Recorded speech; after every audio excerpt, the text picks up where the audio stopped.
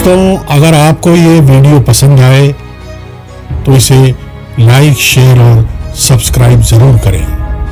और अगर आप किसी खास टॉपिक पर कोई खास प्रोग्राम देखना चाहते हैं तो कमेंट बॉक्स में अपने विचार जरूर रखें। आस्तीने चढ़ाकर बात नहीं करता है, खून के दाग वो भी साथ नहीं रखता है। गरीबी, परेशानी और मुश्किल हालात कैसे धीरे धीरे एक इंसान को, एक मासूम बच्चे को गुनाह के दलदल में धकेल देते हैं। आज हम एक ऐसी ही कहानी का जिक्र करेंगे। आज हम बात करेंगे हिंदुस्तान के मोस्ट वांटेड दाऊद इब्राहिम की। दाऊद इब्राहिम का जन्म 27 दिसंबर 1955 को महाराष्ट्र के रत्नागिरी जिले में हुआ। उसका पूरा नाम शेख दाऊद इब्राहिम कशकर है। दाऊद के वालिद शेख इब्राहिम अली कासकर मुंबई पुलिस में हवलदार थे। दाऊद का पढ़ने में कभी भी कोई भी लगाव नहीं रहा, लेकिन जिस जगह दाऊद रहता था वहां पर उसे बुरी आदतों और जुर्म का घेर लेना एक आसान सी बात थी। और वही हुआ जिसका डर था। छोटी उम्र में ही दाऊद चोरी, डकैती, लूटपाट जैसी घटनाएं करने वाले लोगों के साथ जुड़ गया। तब भले ही उसने ये गुनाह ना किए हों, लेकिन कहते हैं ना, संगत भी आदमी को कभी कभी बर्बाद कर देती है। घर वालों ने सोचा कि शायद दाऊद शादी के बाद कुछ सुधर जाएगा। उन्होंने छोटी उम्र में ही दाऊद की शादी कर दी। दाऊद की बीवी का नाम महजबीन उर्फ जुबीना जरीना था। उसके 4 बच्चे हुए, जिनमें एक लड़का और 3 लड़कियां।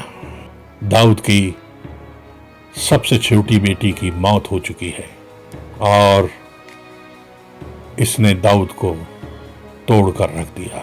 दाऊद गुनाह के दलदल में धीरे धीरे आगे बढ़ता जा रहा था। पुलिस उसका पीछा कर रही थी। शुरू में तो पुलिस ने भी दाऊद के साथ जुर्म में खूब हाथ बटाया, उससे पैसा खाया, उससे रिश्वत ली।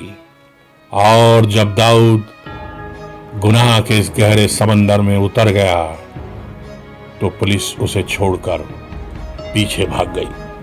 5 फुट 4 इंच का दाऊद बहुत ही खतरनाक शख्सियत बनकर हिंदुस्तान की जुर्म की दुनिया में उभरा।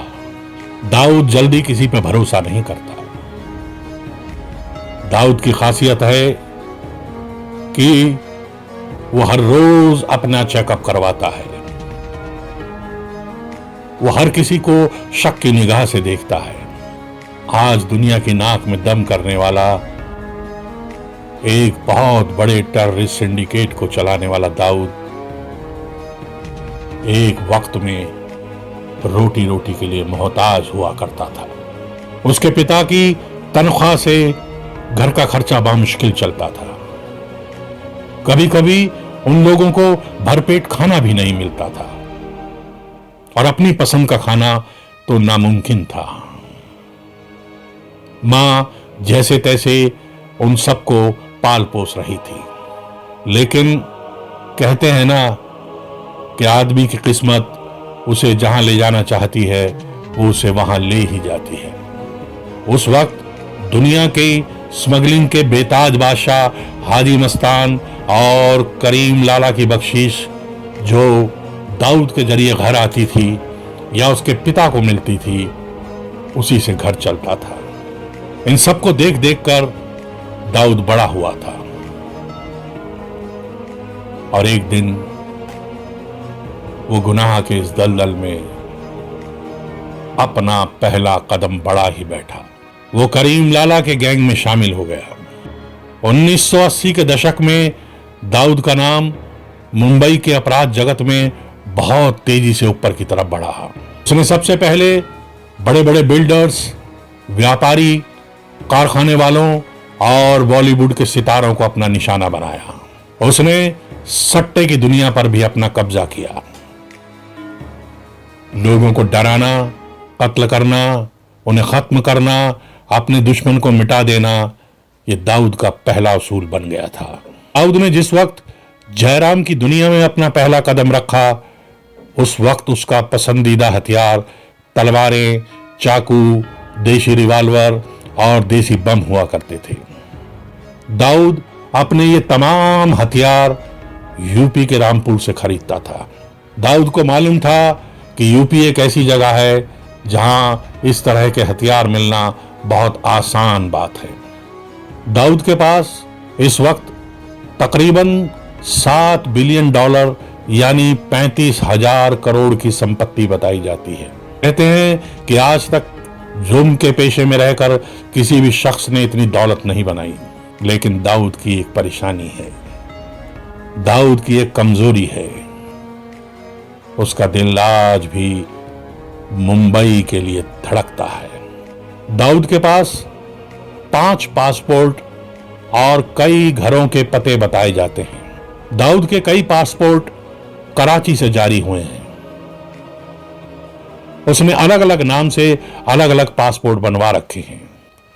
कराची के नूराबाद हिल एरिया में जहां दाऊद का बंगला है, उसका भी एक पता उसके पासपोर्ट में दर्ज है। इसके अलावा F62 स्ट्रीट, हाउस नंबर 22 और 29 व क्लिफ्टन कराची में मोइन पैलेस के दूसरे माले पर भी दाऊद के घर का पता है। दाऊद धीरे धीरे हिंदुस्तान में एक डर का नाम बन गया। 1992 में जब 6 दिसंबर को बाबरी मस्जिद ढाई गई, उसके बाद दाऊद का इस्तेमाल पूरी तरह से ISI ने किया। कहते हैं ना, गुनाह करने वाले को उससे बड़ा गुनाह करने वाला एक ना एक दिन निगल ही जाता है।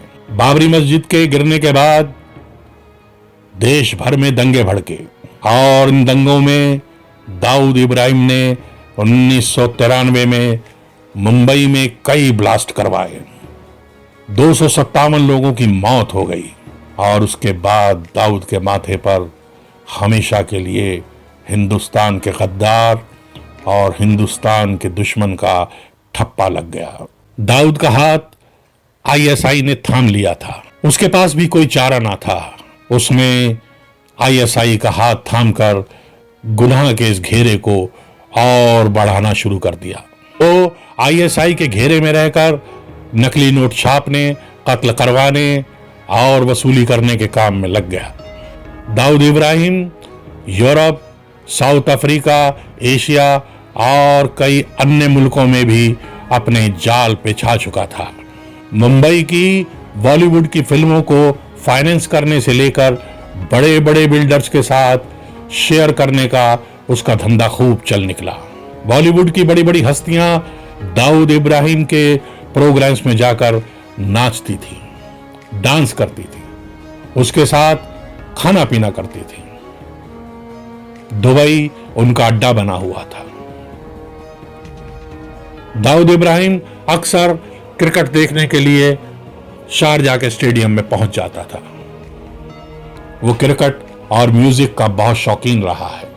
एक बार बताते हैं कि वो खिलाड़ियों की ड्रेसिंग रूम में शारजाह में पहुंच गया। कपिल देव कप्तान थे। दाऊद इब्राहिम ने सभी खिलाड़ियों के लिए एक एक कार देने का भरोसा दिया, लेकिन कपिल देव की त्योरियां चढ़ गई। उन्होंने तुरंत दाऊद इब्राहिम को बाहर निकल जाने के लिए कहा। दाऊद के रास्ते में जो भी आया उसे हटा दिया गया, उसे मिटा दिया गया। बताया जाता है माफिया डॉन दाऊद इब्राहिम के पास आज इतनी दौलत है कि वो चाहे तो कोई छोटा मोटा मुल्क खरीद ले। उसने अपनी ड्रग्स, हथियार और जुर्म की दुनिया को सिर्फ हिंदुस्तान में ही नहीं फैलाया, बल्कि दुनिया के और मुल्कों में भी इसका जाल बिछा दिया। उसके पास हर तरफ से पैसा आ रहा था। पाकिस्तान में दाऊद इब्राहिम को एक पैसा कमाने की मशीन की तरह इस्तेमाल किया गया। कराची में शहंशाह की तरह रखकर और उसे अय्याशी की हर चीज मुहैया कराकर आईएसआई ने उसे कभी भी सच सोचने का मौका ही नहीं दिया। दाऊद इब्राहिम भले ही बाहर रहता हो, कराची में छुप कर रहता हो या किसी और मुल्क में जाता हो, लेकिन ये बात वो अपने करीबियों को अक्सर कहता है कि उसका दिल आज भी हिंदुस्तान के लिए धड़कता है। वो चाहता है कि जब उसकी मौत हो तो उसे हिंदुस्तान में ही दफनाया जाए। कहते हैं कि दाऊद इब्राहिम ने अपने लिए यहां पर एक कब्र की जगह भी ढूंढवा ली है, उस जगह को खरीद लिया। इस बात में कितनी सच्चाई है इसके बारे में हम कोई पक्का नहीं कह सकते, लेकिन यह बात लोगों के बीच जरूर है। दाऊद ने भी कभी ऐसे लोगों को सताया नहीं या उन पर जुल्म नहीं किया जो सच में समाज के लिए, देश के लिए या लोगों के लिए कुछ अच्छा करते हैं। दाऊद इब्राहिम ने आईपीएल के शुरुआती मैचों में भयंकर सट्टेबाजी की। सट्टेबाजी का काम वो आज भी करता है। दाऊद इब्राहिम ने बीच में कोशिश भी की थी कि अगर उसे मौत की सजा ना दी जाए तो वो भारत में आके सरेंडर करना चाहेगा। इस बात में कितनी सच्चाई है ये कहना अभी मुश्किल होगा। दाऊद के रहने के, छिपने के सारे अड्डों का भारतीय सरकार और खुफिया एजेंसियों को पता है, लेकिन फिर भी अभी तक क्यों उस पर हाथ नहीं डाला गया, इस बारे में कुछ भी नहीं कहा जा सकता। हर सरकार ने दाऊद इब्राहिम को वापस लाने की और यहां पर पेश करवाने की बात कही, लेकिन कभी भी वो वायदा पूरा ना हो सका। दाऊद इब्राहिम भी जानता है कि उसने यहां पे कई नेताओं के चुनावों में फंडिंग की है। वो जानता है कि उसको फंसाने से लेकर बचाने वालों की यहां पर एक लंबी कतार है, मगर गुनाह तो गुनाह है, एक दिन उसका हिसाब देना ही होगा। आज दाऊद इब्राहिम बीमार है, उसे कई तरह की बीमारियां हो गई हैं। उसका चलना फिरना, बाहर आना जाना तकरीबन खत्म हो गया है। दाऊद इब्राहिम आज धीरे धीरे अकेला पड़ता जा रहा है।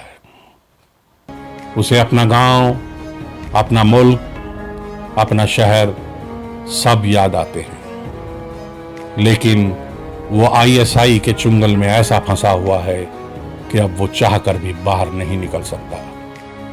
सोने सी थी जिंदगी तूने कर दई रेत, अब पछताए होत क्या जब चिड़िया चुग गई।